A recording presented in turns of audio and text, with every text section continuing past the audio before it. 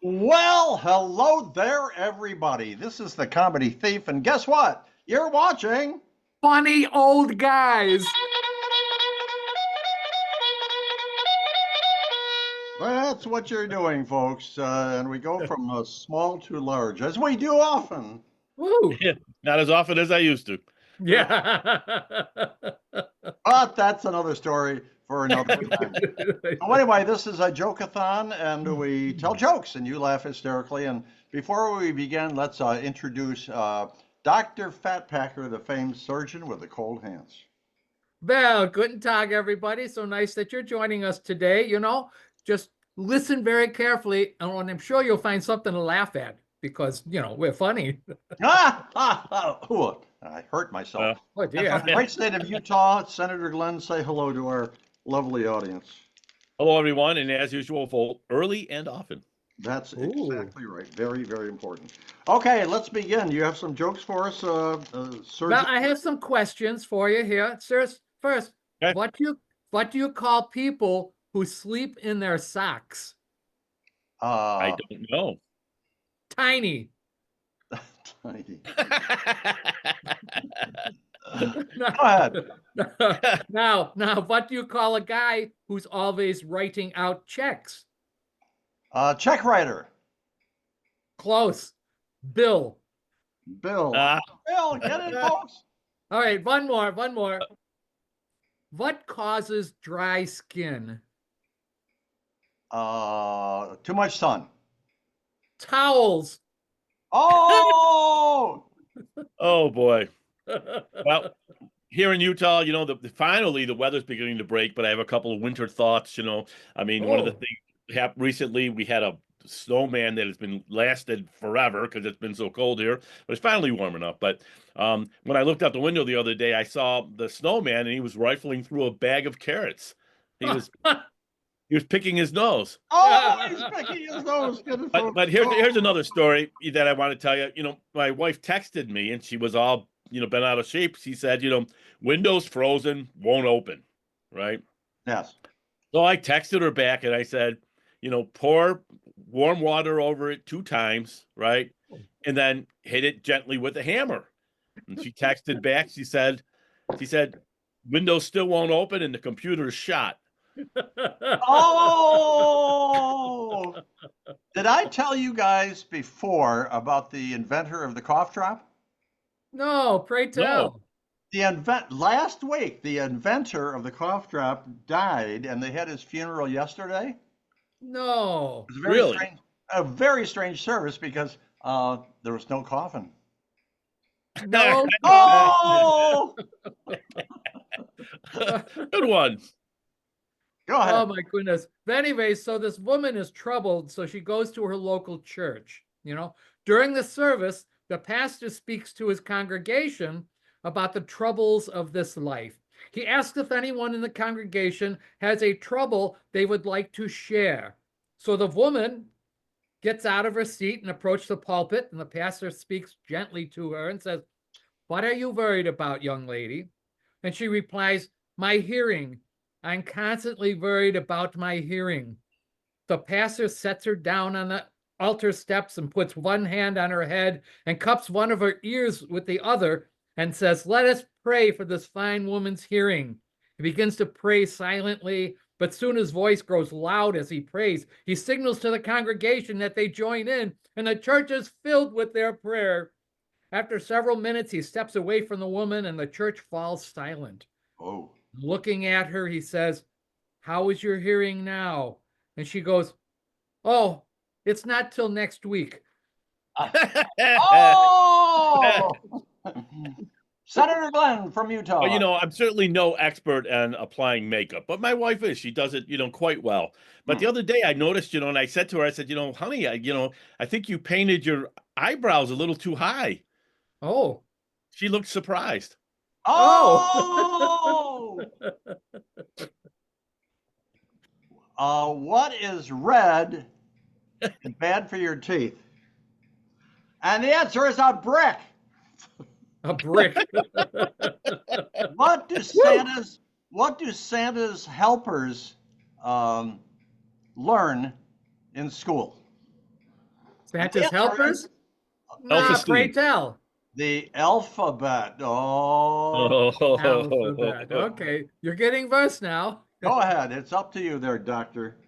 All right, the families gather to celebrate wheel-bound Granny's 90th birthday. Mm. Alice sees the old lady slumping forward and rushes over to set her upright. A little while later, Jack sees Granny leaning precariously to the side, so he gallantly sits her up again. Harold, Granny's favorite grandson, arrives late and goes straight over to the old woman. He takes her in his arms, lifting her slightly as he does so, and kisses her on the mouth. I love you, Granny, he says. Granny says, oh, I'm so glad you're here, Harry, darling. The other bastards wouldn't let me fart. Those bastards. Senator Glenn. But I'm not very technologically savvy, and it's amazing that I can even do this, podcast with you guys sometimes. I remember years and years ago, I first started heard about like surfing the web. Oh. I thought when you did that, you used a microwave. Oh, microwave. Took me a second. Oh, you were drinking. So I was drinking, and I drink often, and it's a wonderful thing. So anyway, this brand new Secret Service agent, Yeah? 22 years old, completely inexperienced. He gets assigned to the President of the United States Ooh. on the golf course. And so he looks over to the edge of the woods. There's a guy there, a bad guy with a gun in his hand. And this young kid, Secret Service guy, screams out, Mickey Mouse! Well, the gunman is so startled, he drops his gun, runs in the woods, trailed by a half a dozen Secret Service agents. And finally, the incident's over. The president comes up to this kid, Secret Service guy, and thanks him. He says, I believe you saved my life. He says, well, thank you, Mr. President.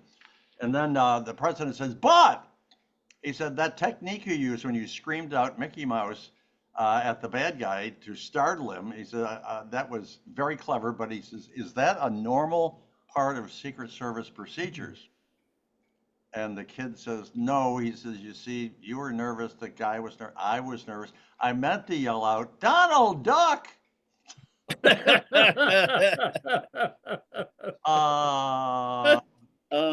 Doctor! All right, so this man's walking through the desert. He was tired and thirsty. He came upon an oasis, What? In the oasis, in the desert. You paying attention at all? That thing where there's water. And he found a camel dealer there. He told the camel dealer he had 8 more days to go through the desert. And the dealer said, normally camels could only go for 7 days, but he had a secret. The process was called bricking.